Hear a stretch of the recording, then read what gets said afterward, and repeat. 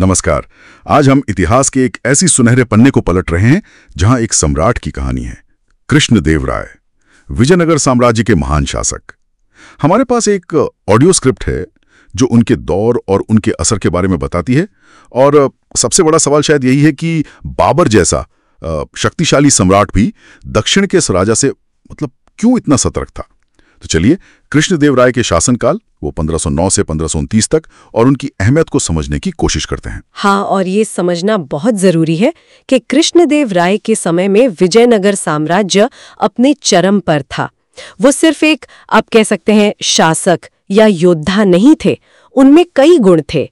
एक काबिल योद्धा तो थे ही, पर साथ में विद्वान, कवि, बेहतरीन रणनीतिकार, इन सब ने मिलकर दक्षिण भारत में उनकी धाक जमाई थी। अच्छा, और उनकी सेना?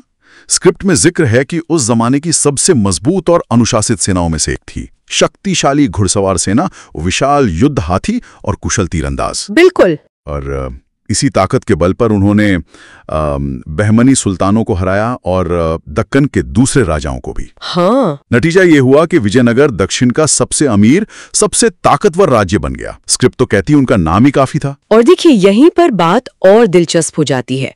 कृष्णदेवराय की ये जो फौजी ताकत थी और जिस तरह वो राज चलाते थे, इन सब की खबरें पहुंच रही थीं उत्तर भारत में, बाबर तक। अच्छा। हाँ, ऑडियो स्क्रिप्ट में जिक्र है कि बाबर के जासूसों ने खास तौर पर वो जो रायचूर की लड़ाई थी, उसमें कृष्णदेवराय की जीत और उनकी रणनीति के बारे में बताया था। तो बाबर को अंदाजा हो गया था कि ये कोई मामूली राजा नहीं है जिनसे आसानी से निपटा जा सके। तो इसीलिए बाबर जब उत्तर भारत में अपनी पकड़ बना रहा था, हाँ, तो वो दक्षिण के शक्तिशाली सम्राट को सीधे तौर पे छेड़ना नहीं चाहता था। बिल्कुल, वो जोखिम से अच्छी तरह वाकिफ था। ऐसा नहीं कि वो डर गया था, पर हाँ, रणनीतिक तौर पर उसने सीधा टकराव टाला। इतिहासकार भी यही मानते हैं कि ये बाबर की समझदारी थी। विजयनगर की सेना मुगल फौज को भी कड़ी टक्कर दे सकती थी, इसमें कोई दो राय नहीं। तो ये मामला सिर्फ फौजी डर का नहीं था। स्क्रिप्ट में एक और पहलू भी आता है कि कृष्णदेवराय का सिर्फ खौफ नहीं था, लोग उनका सम्मान भी बहुत करते थे। ये कैसे? बिल्कुल, और यही बात उनके असर को और गहरा बनाती है। देखिए, उनका शासन सिर्फ युद्ध जीतने के लिए नहीं जाना जाता। वो कला, साहित्य के बहुत बड़े संरक्षक थे।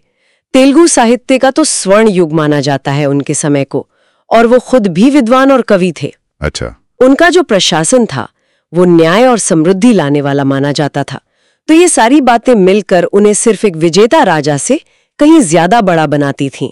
वो शक्ति के साथ साथ तहजीब और ज्ञान की भी मिसाल थे। यानी उनकी ताकत सिर्फ तलवार से नहीं आ रही थी। नहीं, उनके शासन की समृद्धि, उनकी संस्कृति, ये सब भी उनकी ताकत का हिस्सा थे। हाँ, बिल्कुल। और शायद इसी का असर बाबर की सोच पर भी पड़ा हो। जब कोई शासक इतना शक्तिशाली भी हो और साथ ही ज्ञानी, न्यायप्रिय, कला प्रेमी भी, तो उसकी प्रतिष्ठा सिर्फ डर नहीं पैदा करती, एक तरह का सम्मान, शायद अचंबा भी पैदा करती है। तो हो सकता है बाबर की सावधानी में इस सम्मान का भी कुछ अंश रहा हो।